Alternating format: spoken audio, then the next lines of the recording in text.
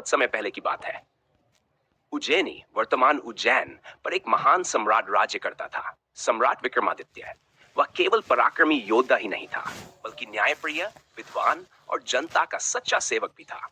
विक्रमादित्य के दरबार में 9 रत्न थे, कालिदास, वराहमिहिर, धन्वंतरी जैसे महान लोग। उसका दरबार ज्ञान और न्याय का केंद्र था। किंवदंती है कि राजा विक्रमादित्य का सिंहासन साधारण नहीं था। वह सिंहासन बत्तीसी कहलाता था, क्योंकि उसमें नई जात बोलने वाली पुतलियां थी जो न्याय, साहस और बुद्धि की कहानियां सुनाती थी। राजा की मृत्यु के वर्षों बाद वह सिंहासन जमीन में दफन हो गया। समय बीता और कई शताब्दियां गुजर गईं। फिर एक दिन एक किसान को हल चलाते हुए जमीन में कुछ कठोर वस्तु टकराई।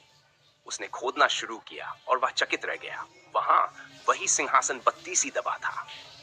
ये बात राजा भोज तक पहुंची, जो एक और प्रसिद्ध सम्राट थे।